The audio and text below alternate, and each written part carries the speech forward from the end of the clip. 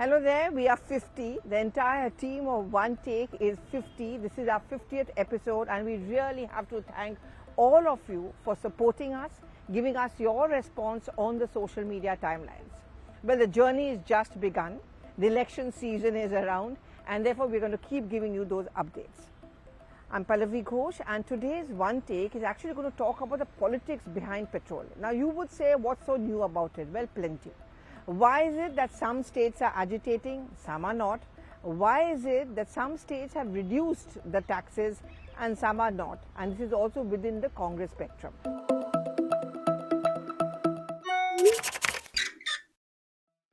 We just saw what happened recently in the bypoll results. In Himachal Pradesh, the BJP was wiped out in all the bypolls and advantage went to the Congress party. This despite the fact that it's a BJP ruled state. See, normally what happens is that whenever bypolls are held, the advantage always goes to the party which is in power in that particular state. In this case, it was completely a reverse.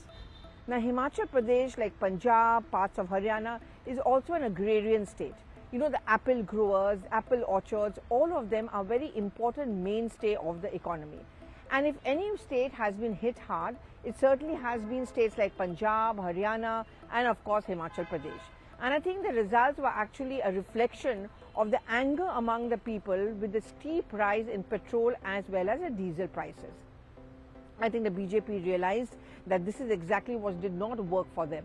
Now, there are more important state elections coming up, whether they are in Uttarakhand, again largely agrarian state, also tourism being the mainstay, Uttar Pradesh also a large chunks of agrarian population, and over there the people's anger is something which the BJP would not be able to stomach, and therefore they took no chances.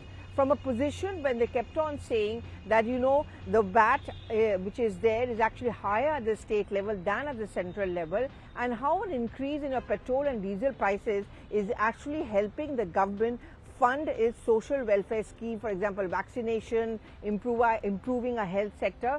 Suddenly the BJP did a U-turn and there was a suo moto slash in the excise rates on both petrol as well as the diesel, that too a day before Diwali. It was positioned as a Diwali gift, but the reason behind it was politics. It cannot afford to take any chances as far as the upcoming state elections are concerned. But what did they do? They threw the ball in the court of the opposition ruled states. Almost every single day, whether it's Amit Malviya or other senior leaders of the government and the BJP, they are asking this question that, look, Congress party, for example, or even Mamata Banerjee is consistently attacking the centre over the rising petrol and diesel prices. Well, why don't you walk the talk? Why is it that when the BJP ruled states, one after another, reduce those taxes, none of the opposition ruled states have done so? Naveen Patnaik did. Of course, Punjab was the first one to do so. Why is it that they are not doing so? This is how the BJP is trying to set the narrative. Now, too many would ask this question that why did the Congress party not do so for a very, very long time? Well, a couple of reasons. One, of course, is the fact that as long as the petrol and the diesel prices keep rising, for any political party, particularly the opposition political parties, it often becomes and usually does become an election issue or a poll issue. And it's not just with the BJP at the centre. You know, even when the Congress party was at the centre, at that point of time, any little hike in these fuel prices would actually trigger off very strong and intense opposition reactions, which are often used to their advantage. And you know, in India, it's perennially in an election mode. Some election or other going on, whether they are snap polls, whether they are pre-planned ones, whether they are bypolls, whether they are Lok Sabha, state elections. The rising fuel prices always becomes a decisive factor, and instantly it actually angers the people because this also has a rippling effect.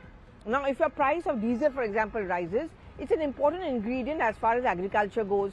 Also, you know, your trucks, for example, which transport your basic food items and other essential commodities use diesel. So the impact is felt over there as well. And therefore, this is a very sensitive issue which is immediately reflected in electoral results, which we saw in the case of Himachal Pradesh. So the Congress party felt that it's good in a way that these prices are high. We're going to keep on using this to badger the BJP and accusing it of being corporate friendly or anti-people kind of a government. That's one reason. Second is, interestingly, why is it that Punjab was the first Congress ruled states to actually slash these taxes?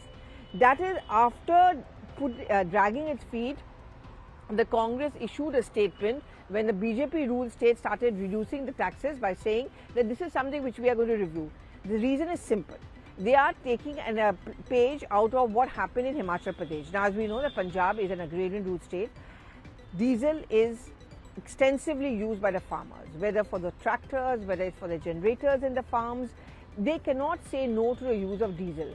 At the end of the day, this is something which could become a people's issue and something which hurts the farmers who are already hurting under the 3 farm laws according to the stand that they've taken.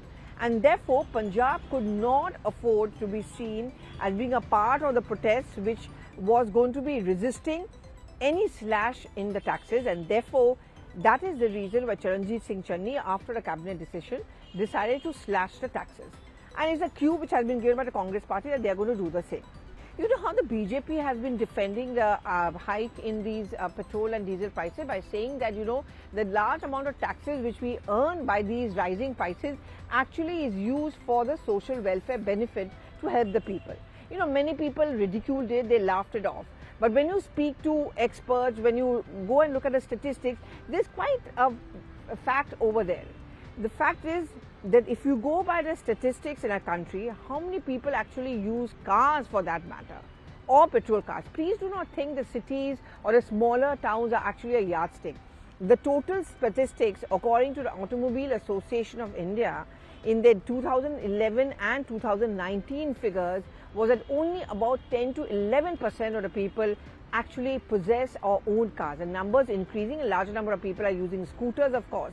And therefore, the government's calculation was that what is it going to hurt the people more is actually if you don't provide the health services. So let's have these taxes, but we are going to say that this is being used for the benefit of the people, whether it's for free vaccinations. That was the calculation of the BJP. It did not completely work because the moment the electoral results started coming in, you know, from Himachal Pradesh, in one seat from Maharashtra, Dadar and Nagar Haveli, which went to Shiv Sena, the BJP panicked. It realized that this logic may not work completely and they cannot afford to take chances. That's one factor. The second thing is, between petrol and diesel is actually diesel which is used more extensively. Not just by the farmers, you know, transportation of essential commodities. So the moment you start having a rise in the diesel prices, it starts affecting the people more and more, and that is where it pinches them. And no state government can afford to ignore it, which is the whole politics behind the diesel as well as the petrol prices, which is getting reflected in the politics which we are seeing being played out on the streets. I think one of the most interesting examples is that of Kerala. Now, you know, the Congress ruled states for quite some time were dragging their feet when we are not going to cut down on our excise duties. When the BJP started doing it a day after the central government slashed those taxes. In Kerala, where they are in opposition and the left is in power, they actually held street protests because they wanted to ask this question to the state government that you're not doing enough to ensure relief to the common man. Why aren't you slashing the taxes? That's the hypocrisy of petrol and diesel politics. The entire fuel politics is often admired in hypocrisy. It is always used as an instrument during elections. You know, even though UP, Uttarakhand, Punjab election dates are going to be announced in a short while from now, and maybe by then, maybe much of that heat over the petrol and diesel prices may come down, this is something which is likely to linger. It has a rippling effect. And therefore, that explains the hypocrisy or the double standards among many political parties, and in this case, certainly that of the Congress party. Now, when we are going to go closer to election season, what happens? It's a Rabi season. Now, if you look at a statement which was issued by the central government when it slashed the taxes, what did it say? They said we are having a cut in diesel prices because this is what is going to help our farmers, because diesel is farmer intensive. That is what the farmers use, and this is going to come as a good news for farmers because this is going to use for the Rabi sowing season, and therefore this is a boost to them. Now, the BJP understands that particularly in Punjab, you know, the diesel is a factor, the farm laws are a factor, and the farmers are very, very angry as far as the farm law bills are concerned. So as to kind of tone down or balance out this anger, therefore the BJP or the central government has actually positioned this tax cut as being a gift to the farmers, trying to offset that kind of anger. So how does the Congress party react? Well, the Congress party, as we pointed out, predictably reacted by slashing the rates because they cannot be seen as a wrong side of this entire fuel politics debate. That is something which is integral. Now, if I look at the statistics and the history, it is not just now, it is not just during the UPA. always, ever since Indira Gandhi times, fuel price has always been an important factor, not just very micro or myopic level of using of cars or buses. It has that huge rippling effect. It has an impact on the transportation on goods and commodities, the prices of essential commodities during the festival season. See, this petrol hike and diesel hike couldn't have come at a worse time. It was coming very close to Navratras. It came very close to the Diwali season, and therefore that's why I guess it hurt the BJP the most. It also has a rippling effect on every other commodity and your purchases, especially the middle class, which is the backbone of the elections. And therefore, no political party can afford to ignore it. I have asked for various reactions on my social media timeline, and this is what keeps us going. This is exactly the point which I have been asking, is that is fuel an important barometer of elections? Is that what becomes a decisive factor when you're going to go and cast your vote? Definitely yes. If it hadn't been so, I don't think the BJP would have gone back on its word and cut down on those excise taxes. They realize that despite their promise of, better health facilities, investing into social sector for the money that they earn from these excise duties on fuel, they actually had to go in for a slash, because at the end of the day, that's what real politics is all about. The day has just begun, so to say. The politics has just begun, unlikely to end anytime soon. See, it's very difficult for the oil companies to immediately slash these rates. See, we also have to keep in mind that factor. Ever since the deregulation took place, this is also a concern among the oil companies. Why is it that politics always has an impact? We also need to earn our profits. There are costs of investments which we have to incur. Every time we get subservient or we have to follow the beck and call of our politicians, it actually starts affecting us, our productivity, our investments, and therefore this is a risk we cannot afford to do. And so therefore it's never an easy choice as far as the central leadership goes, to balance the concerns of the ballot box with the concerns of the oil companies. But before I start winding up, I also have to make the point that if we look at some of the states like Rajasthan, its excise duty is huge. It has been increasing. And therefore, for them to say that, okay, it's not going to have an impact on us, you have to, Ashok Gehlot wrote that letter to the Prime Minister, that you slashed the excise duties. We can't do much about it because we don't get much. The reason behind it is faulty, because they do have a large amount of money that they are earning as far as their taxes from petrol and diesel is concerned. And thereby lies the hypocrisy. And therefore I said, come what may, whichever party may be in power at the state level, at the center, fuel will always be central to the politics of our country.